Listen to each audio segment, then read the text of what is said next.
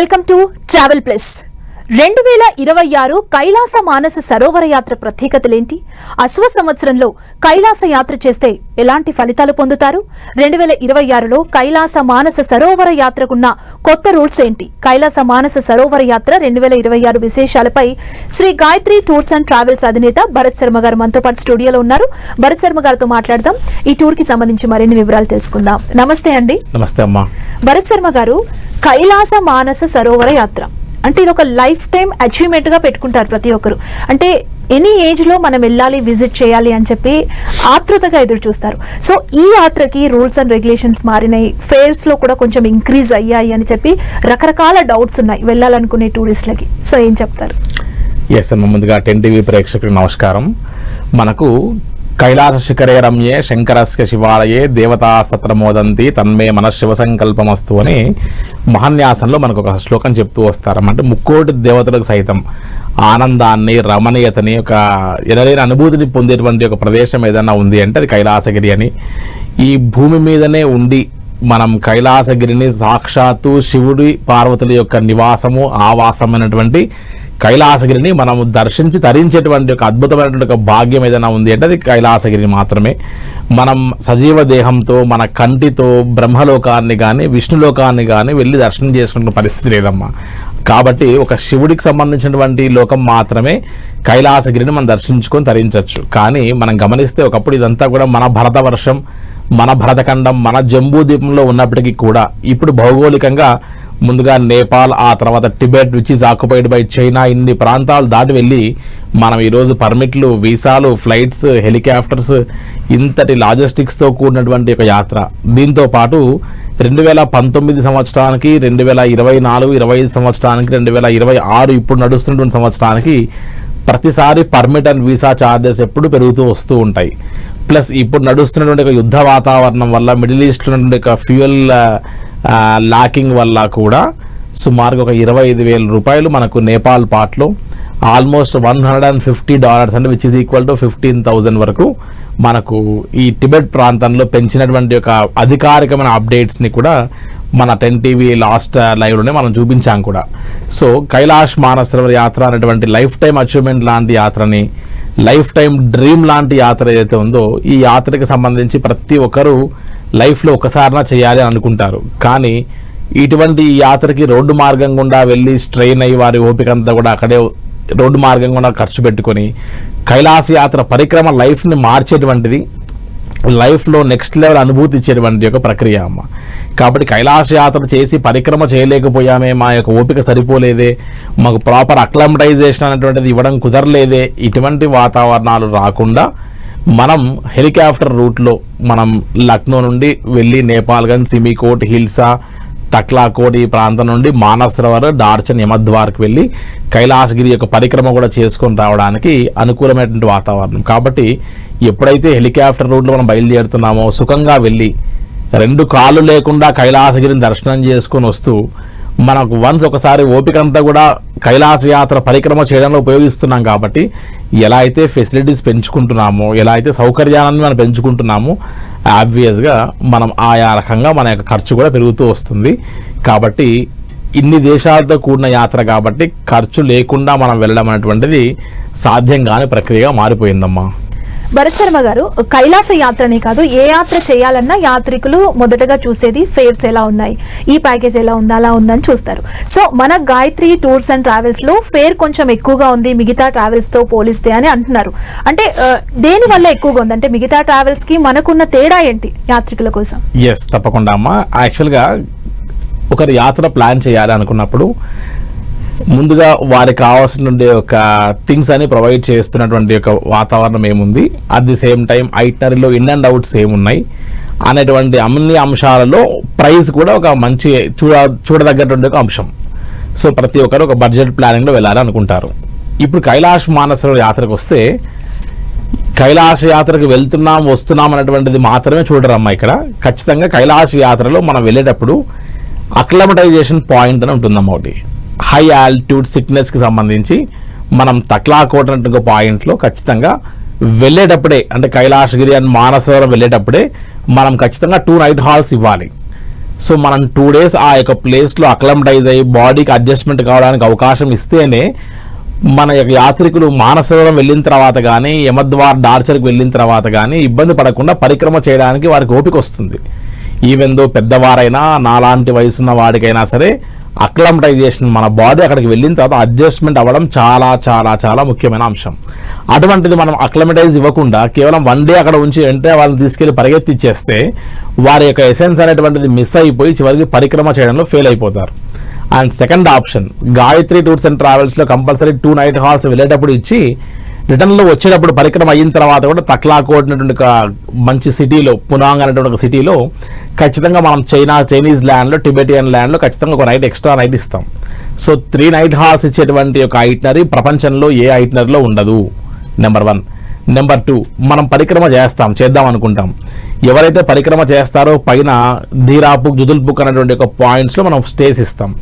ఎవరైనా ఓపిక లేక తిరిగి బ్యాక్ వచ్చేస్తాం, 1 day పరిక్రమ చేసుకొని అయినా సరే మన బ్యాక్ వచ్చి డార్చన్లో స్టే చేద్దామంటే వారికి మళ్ళీ ఎక్స్ట్రా ఛార్జ్ చేస్తారు. సో ఇక్కడ ఆ ఎక్స్ట్రా ఛార్జెస్ లేవు. మూడవది, ఏదన్నా సరే ఐటనరీలో ఎక్కడన్నా ఒక దగ్గర పెరిగింది అనుకోండి, 1 day అట్లా పెరిగి క్లైమేటిక్ కండిషన్స్ బాగా లేకపోతే తిరిగి మళ్ళీ ఇక్కడ మళ్ళీ ఇంకొక ఎక్స్ట్రా ఛార్జ్ అనేటువంటి వాతావరణం ఉంటుంది.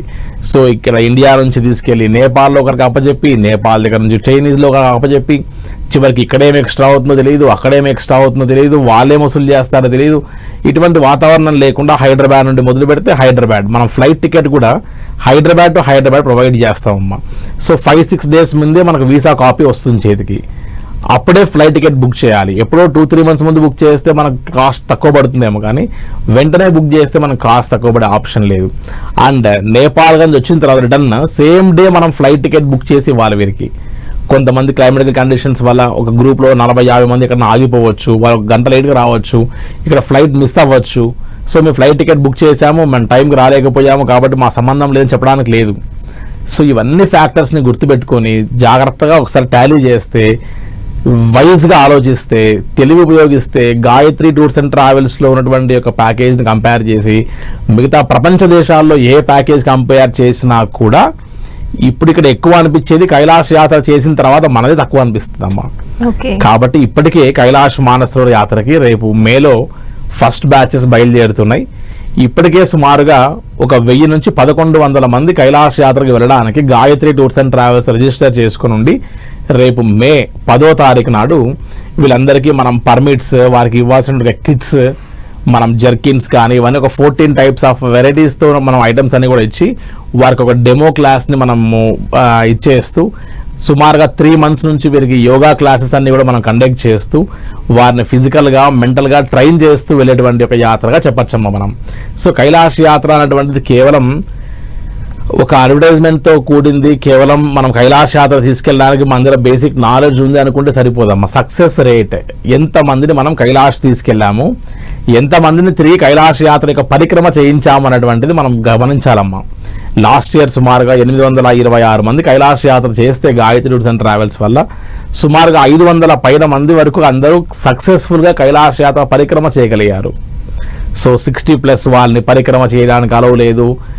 అవన్నీ కూడా ఎక్కడ రూల్స్ అండ్ రెగ్యులేషన్స్ లేవు. మన వారు లేనిపోనివన్నీ కూడా చెప్పి ఓన్లీ రోడ్ రూట్లో మాత్రమే వెళ్తే అక్లమటైజ్ అవుతారని చెప్పి, రోడ్ రూట్లో మాకు ఒక కస్టమర్ మీద హెలికాప్టర్ మీద ఉన్నటువంటి యొక్క రిస్క్ మాకు ఇక్కడ రోడ్ రూట్లో ఉండదు. చిన్న టీంతో, లిమిటెడ్ టీంతో రోడ్ ఆపరేట్ చేయొచ్చు, కానీ మాకు మిగిలినటువంటి ఒక మార్జిన్ రోడ్ రూట్లో ఎక్కువ ఉంటుంది. హెలికాప్టర్ రూట్స్లో అంత సిచ్యువేషన్ ఉండదు. ఈచ్ అండ్ ఎవ్రీ ప్లేస్లో కిచెన్ టీము, ఎవాక్యుయేషన్ టీము, దీంతోపాటు rescue operations, each and every ప్లేస్లో మా మేనేజర్, నేను కూడా ఆల్మోస్ట్ ఒక 4 months ఫీల్డ్లో ఉండాల్సిన పరిస్థితి ఉంటుంది. సో ఇన్నిటి రెస్పాన్సిబిలిటీతో కూడినటువంటి ఒక యాత్ర కైలాస యాత్ర. సో ఒక పక్కన మనం ఇచ్చినటువంటి ఇన్పుట్స్ అన్ని కూడా చూసినప్పుడు, మనం ఇచ్చినటువంటి సర్వీసెస్ చూసినప్పుడు మన యాత్రికులు రొమ్ము విరుచుకుంటూ ఎస్ నేను కైలాస యాత్రకి చాలా సేఫ్ హ్యాండ్స్తో వెళ్తున్నాను ధైర్యంతో వెళ్తారు. సబ్ కాన్షియస్ మైండ్లో క్లారిటీగా వెళ్తారు. కానీ మన పక్కన ఉన్న యాత్రికులు చాలామంది మనం చూస్తుంటారు, మన యాత్రికులు వారు మనల్ని గమనిస్తూ నెక్స్ట్ ఇయర్ ఎవరైనా సపోర్ట్ చేసేటప్పుడు మేము గాయత్రి టూర్స్ అండ్ ట్రావెల్స్లో వాళ్ళు చాలా సిస్టమేటిక్గా ఆపరేట్ చేస్తున్నాగా చూసాము, సో మీరు వాళ్ళతో వెళ్ళండి అని వేరే ట్రావెల్ ఆపరేటర్తో ఏ నేపాల్లోనో ఢిల్లీలోనో టచ్ చేసిన తర్వాత వారి ద్వారా రెఫర్ చేసే వాళ్ళు మాకు ఎవ్రీ ఇయర్ 200 నుంచి 300 మంది వస్తారమ్మా. సో అందుకు గాయత్రి టూర్స్ అండ్ ట్రావెల్స్లో సర్వీస్ ఉంది, క్వాలిటీ ఉంది, సిస్టమాటిక్ నేచర్ ఉంది. Everything from Hyderabad to Hyderabad hidden charges లేకుండా చేసేటువంటి ఒక కమిట్మెంట్ ఉంది. ఇప్పుడు చూడండి, లాస్ట్ ఇయర్ ఉన్నటువంటి కమిట్మెంట్ ఫేర్తో అందరూ ఈ ఫేర్ అని తక్కువ రేట్లో ప్రకటించారు. కానీ గాయత్రి టూర్స్ అండ్ ట్రావెల్స్లో ఏ ఫేర్తో ప్రకటించామో ఓల్డ్ కస్టమర్స్కి ఇప్పటికీ 800 మంది పైన కస్టమర్స్ బుక్ చేసుకున్న వాళ్ళందరికీ మనం ఆల్రెడీ పర్మిట్స్ అప్లై చేస్తున్నాం. సో వారెవరికి మేము కాస్ట్ మళ్ళీ పెరిగిందని చెప్పి 35,000 45,000 ఎవరికి పెంచలేదు ఇంతవరకు. ఓల్డ్ కస్టమర్స్కి మనం కమిట్ అయ్యామా, దట్ ఈస్ కమిట్మెంట్. మరి ఇది పెరిగింది అది పెరిగింది అని చెప్పి వారిని మళ్ళీ భయప్రాంతులు చేసి ఈవిడ ఎక్కడెక్కడ ఎక్స్ట్రా అడుగుతాడా మళ్ళీ అనేటువంటి వాతావరణంలో వారు మానసికంగా మనం అధైర్యపడేటువంటి ఒక పరిస్థితి తీసుకొచ్చేటువంటి ఒక అలవాటు, ఆ సంస్కృతి గాయత్రి టూర్స్ అండ్ ట్రావెల్స్ లేదు అని చెప్పచ్చమ్మా. భరత్ శర్మ గారు, ఇంకొక డౌట్ ఏంటంటే కైలాస మానస సరోవర యాత్ర చేయాలనుకునే వాళ్ళకి అంటే ఏమన్నా అప్డేట్స్ వస్తాయా, ఏజ్ లిమిట్స్ ఏమన్నా చేంజ్ అవుతాయా, మేము వెళ్ళొచ్చా వెళ్ళొద్దు అంటే లాస్ట్ ఇయర్ వాళ్ళు వెళ్ళారు బట్ ఈసారి ఏమన్నా కొత్త రూల్స్ వచ్చాయని రకరకాల డౌట్స్ ఉంటాయి. 2026లో ఏమన్నా చేంజెస్ వచ్చాయా ఏజ్ లిమిట్లు? ఎస్, యాక్చువల్గా కైలాష్ మానస సరోవర యాత్రకి 13 ఇయర్స్ నుంచి మొదలు పెడితే 70 వరకు ఎవరైనా కైలాస యాత్ర చేయొచ్చు. కానీ 71, 72, 73, 74 అండ్ 75 ఇయర్స్ ఉన్నటువంటి ఒక ఏజ్ ఫ్యాక్టర్ ఉన్నా కూడా కొన్ని మెడికల్ సర్టిఫికేట్స్ లాంటివి ప్రొవైడ్ చేస్తూ బ్రీతింగ్ ప్రాబ్లమ్స్, లంగ్ ఇన్ఫెక్షన్స్ లాంటివి ఏమి లేకుండా ప్రశాంతంగా వారందరూ కూడా కాస్త లంగ్ ఇన్ఫెక్షన్స్కి ఇబ్బంది కాకుండా ఉండి ఆస్తమా లేకుండా ఉన్న వారు ఎవరైనా సరే చాలా ప్రశాంతంగా యాత్ర చేయొచ్చు. చార్ధామ్ కంటే అమర్నాథ్ కంటే కూడా ఈజియెస్ట్ యాత్ర కైలాష్ యాత్ర అని చెప్పచ్చమ్మా. ఒకటే ప్రాబ్లం ఏంటంటే హై ఆల్టిట్యూడ్కి వెళ్తున్నాం, అబో సీ లెవెల్ వెళ్తున్నాం కాబట్టి బ్రీతింగ్ ఇష్యూస్ మాత్రమే లేకుండా చూసుకోవాల్సినటువంటి ఒక ఆలోచన ఉంటుంది.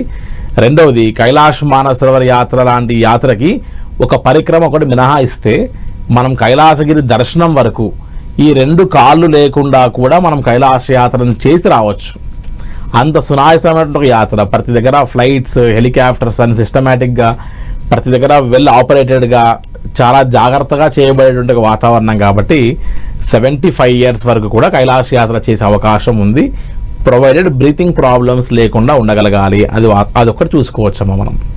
ఇంకొక డౌట్ ఏంటంటే యాత్రికుల్లో అంటే ఎక్కడ నుంచి స్టార్ట్ అవుతాం, ఎక్కడ దిగుతాం, ఎక్కడ మనం చేంజ్ అవ్వాలి, ఆ రూట్ మ్యాప్ ఎలా ఉంటుంది, ముందు మనల్ని ఎక్కడికి తీసుకెళ్తారు, అదొక డౌట్ ఉంటుంది. అండ్ ఎన్ని డేస్ పడుతుంది దీనికి, అంటే 10 రోజులు పడుతుందా, 8 రోజులు పడుతుందా, 5 రోజులు పడుతుంది, రకరకాల డౌట్స్ ఉంటాయి యాత్రికులకి. సో మన గాయత్రి టూర్స్ అండ్ ట్రావెల్స్లో ఆ రూట్ మ్యాప్ అండ్ టైమింగ్స్ ఎన్ని డేస్ పడుతుందో చెప్తారా? ఎస్ అమ్మ, యాక్చువల్గా సహజంగా కైలాష్ మానస సరోవర యాత్ర అనగానే 2 రకాల యాత్ర రూట్స్ గుర్తొస్తాయమ్మా. ఒకటి హైదరాబాద్ నుండి కాఠ్మండు వరకు మాత్రమే ఫ్లై అయ్యి కాఠ్మండు నుండి Kyirong, Nyalam, Saga, Manasa Sarovar, at the same time Yamadwar, అక్కడ నుండి పరిక్రమ చేసుకుంటూ తిరిగి మళ్ళీ కాఠ్మండు రావడానికి సుమారుగా 14 నుంచి 15 రోజులు టైం పెట్టుకొని మనం బై రోడ్ సుమారుగా 1800 కిలోమీటర్లు రిస్క్తో శారీరక శ్రమతో ట్రావెల్ చేసి పరిక్రమ చేయడానికి మన ఓపిక సరిపోకుండా వెళ్ళేటువంటి యాత్ర ఏదైతే కనీసం యాత్ర చేసిన తర్వాత ఇంకొకరికి ఈ రూట్లో వెళ్ళమని చెప్పడానికి కూడా వారికి మనసు ఒప్పనటువంటి యొక్క రూట్ అది. సో మనమే ఇబ్బంది పడ్డప్పుడు ఇంకోరిని ఆ రూట్లో వెళ్ళమని చెప్పేటువంటి పరిస్థితి కూడా ఉండదు. కానీ షార్ట్ అండ్ స్వీట్గా సింపుల్గా వెళ్ళేటువంటి ఒక యాత్ర హైదరాబాద్ నుండి తిరిగి మళ్ళీ హైదరాబాద్ రావడానికి కేవలం 9 nights 10 daysలోనే వచ్చేటువంటి ఒక యాత్ర Kailash Manasa Sarovara Yatra by helicopter route via Lucknow ద్వారా వెళ్తాం. హైదరాబాద్, బెంగళూరు, చెన్నై ఇటువంటి ప్రాంతాల నుండి లక్నో వరకు మనం ఫ్లై అయ్యి లక్నో నుండి నేపాల్ అనే ప్లేస్కి మనం బై రోడ్ ఒక 4 hours మాత్రం నేషనల్ హైవే మీద డ్రైవ్ చేసి వాగేశ్వరి అమ్మవారి శక్తిపీఠాన్ని నేపాల్ గదిలో దర్శనం చేసుకుని మంచి స్టార్ హోటల్స్లో మనం స్టే చేసి అక్కడ నుండి మనం సిమికోట్ అనే ప్లేస్కి 18-seater చార్టర్ ఫ్లైట్లో ఫ్లై అయ్యి ఒక 30 minutes ఫ్లై సెకండ్ డే. అక్కడ నుండి వెంటనే ఒక 1/2 hour హెలికాప్టర్స్లో మనం టిబెట్ బార్డర్ చైనీస్ ల్యాండ్లోకి ఎంటర్ అవ్వడానికి మనం హెలికాప్టర్ యూజ్ చేసి ఆ యొక్క హెలికాప్టర్ దిగంగానే మనం జస్ట్ ఒక 1/2 kilometer వరకు మాత్రం నడవచ్చు. అది కూడా నడిచే ఓపిక లేకపోతే కూడా ఎవరన్నా ఫిజికల్లీ హ్యాండిక్యాప్డ్ ఉంటే కూడా మనం వారిని పక్కనే ఒక పెద్ద బ్రిడ్జ్ మీద మనం తీసుకొని వారిని ఆ రోడ్డు దాటించేసి ఆ బ్రిడ్జ్ దాటించేసి ఎమిగ్రేషన్ ఫార్మాలిటీస్ అన్ని కూడా పూర్తి చేసుకుని ఇక్కడ నుండి నో ఫ్లై జోన్ కాబట్టి చైనీస్ ల్యాండ్లో ఒక 1 hour తక్లాకోట్కి ఒక 2 days కంప్లీట్ రెస్ట్ తీసుకొని అడ్జస్ట్ అయిన తర్వాత ఎవరైనా పరిక్రమ చేయాలంటే పోర్టర్ బుక్ చేసుకోవాలంటే తక్లాకోట్లనే వారికి అన్ని అరేంజ్మెంట్స్ చేసి అక్కడ నుండి 2 hours మానస సరోవర్ అందవే రాక్షసాలు చూస్తారు. మానస సరోవరం చుట్టూ బస్సులో పరిక్రమ చేయడం, మానస సరోవరం దగ్గర ఒక నైట్ స్టే చేసి మన ఉదయాన్నే బ్రాహ్మీ ముహూర్తంలో దేవతలందరూ నక్షత్ర రూపంలో స్నానం ఆచరించేటువంటి ఒక అద్భుతమైన దృశ్యాన్ని మనం చూడడం. ఆ తర్వాత మనం మానసరోవరంలో మనల్ని స్నానం ఆచరించడం ఇప్పుడు అనుమతించట్లేదు కాబట్టి లాస్ట్ ఇయర్ కూడా ఆ వాటర్ని బయటికి తీసి కాస్త వేడి చేసి సపరేట్ టెంట్స్ అవి ఏర్పాటు చేసి మనం వారికి హాట్ వాటర్తో స్నానం ఆచరించడానికి అవకాశం ఇచ్చి పవిత్రమైన జలంతో ఆ తర్వాత అభిషేకము హోమం లాంటి కర్తవ్యాలు చేసుకోవడానికి కూడా ప్రతి బ్యాచ్లో ఒక పురోహితుని కూడా మనం ప్లాన్ చేస్తూ అక్కడ ఉన్న బ్రాహ్మణుడు దొరకడు కాబట్టి ఇక్కడ మన వైదిక సంస్కృతి సాంప్రదాయం తెలిసినటువంటి ఒక పురోహితుని కూడా మనం బ్యాచ్లో పంపిస్తూ అక్కడ అభిషేకము హోమము అటువంటి యొక్క వ్యవహారాన్ని కూడా చేసుకొని ఆ తర్వాత మనం అష్టపది అనేటువంటి ప్రదేశంకి వెళ్తాం. యమద్వార్ నుండి మనం కైలాసగిరిని కింద ఉండి కైలాసగిరిని పైన చూస్తాము, మనం కింద ఉంటాం. సో అష్టపది అనేటువంటి ప్లేస్కి ఒక కొండ ఎక్కి మనం కైలాసగిరికి సమానమైనటువంటి ఎత్తులో ఉండి అక్కడ నుండి మనం కైలాసగిరిని చూడడంలో చాలా అద్భుతమైనటువంటి ఒక దృశ్యం కనబడుతుందమ్మా. స్వామివారిని మనం దగ్గర నుంచి చూసామా, అక్కడ నంది పర్వతం, అష్టపది, అదేవిధంగా ఆత్మలింగం ఇవన్నీ దర్శనం చేసుకుంటాం మనం.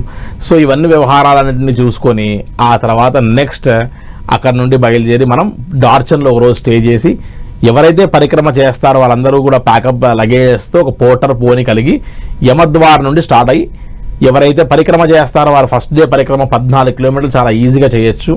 పరిక్రమ చేయని వాళ్ళందరూ కూడా ఒక 2 nights 3 days ఇక్కడ స్టే చేస్తారు యమద్వార్ దగ్గరలో డార్చన్ అనే ప్లేస్లో. సో ఫస్ట్ డే పరిక్రమ ఈజీగా వెళ్ళొచ్చు.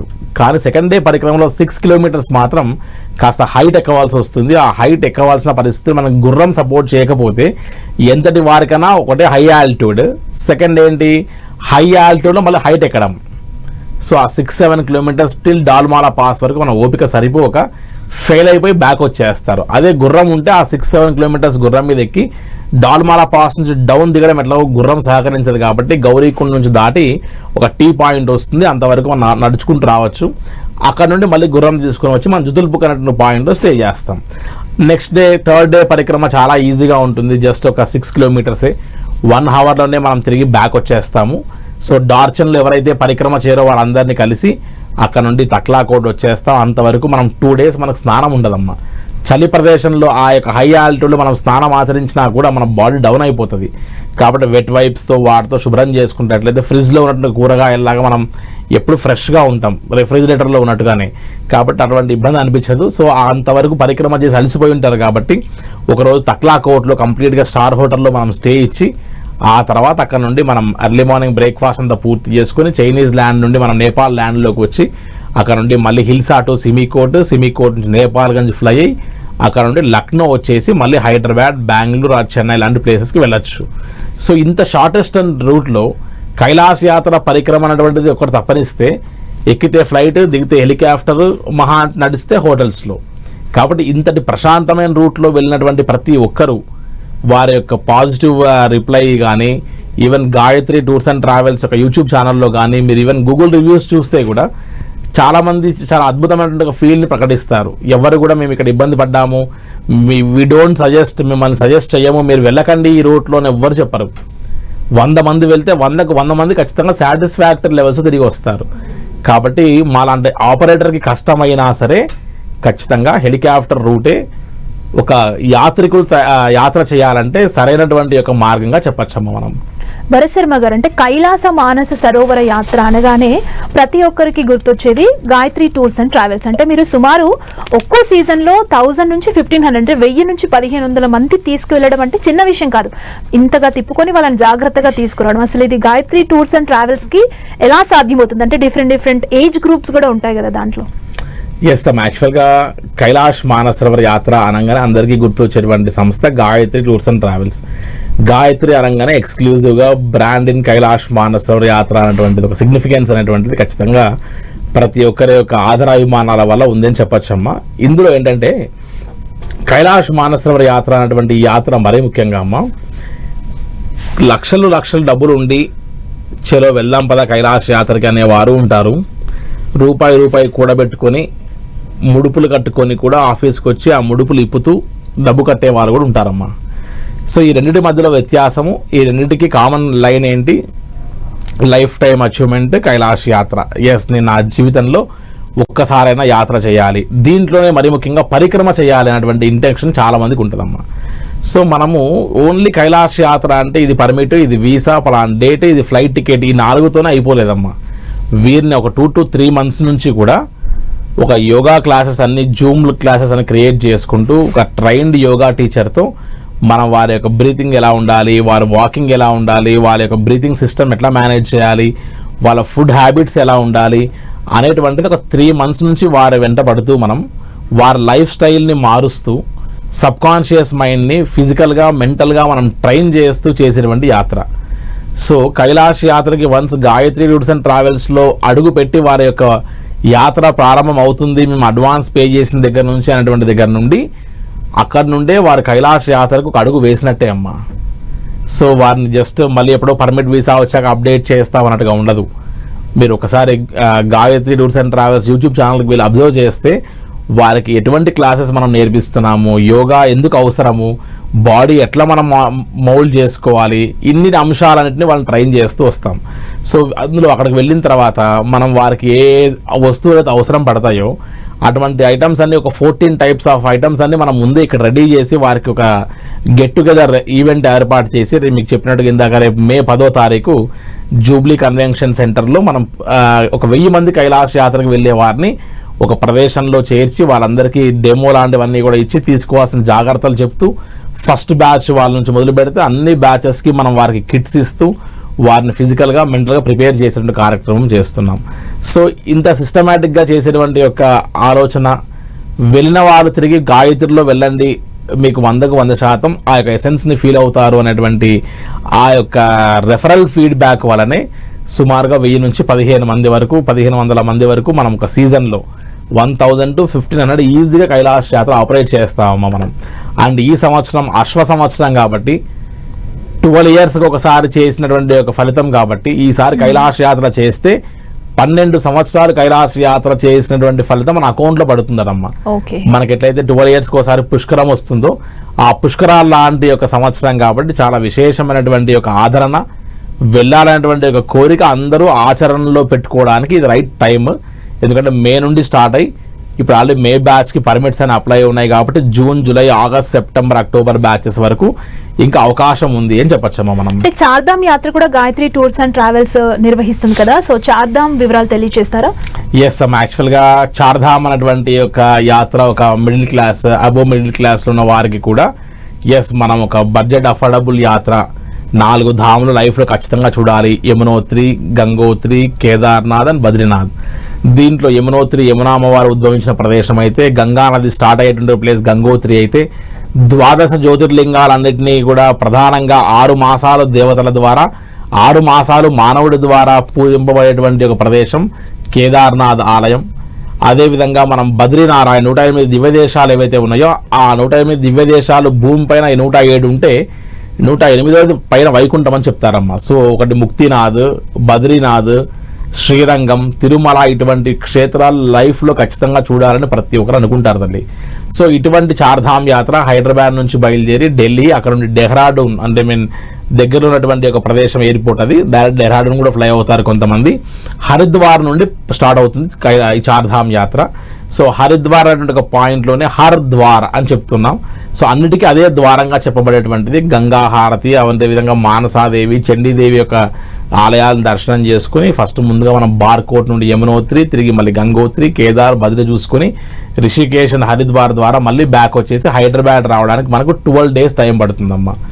అప్ అండ్ డౌన్ మన ఫ్లైట్స్ పెట్టుకోగలిగితే. సో చాలా ప్రశాంతంగా విత్ మన south Indian kitchen, south Indian ఫుడ్తో పాటు ఒక టూర్ ఆపరేటర్, టూర్ గైడ్స్తో పాటు సెల్ఫ్ కిచెన్ టీమ్ ఆల్రెడీ వెళ్ళి ఉంటారమ్మా ముందు అక్కడికి.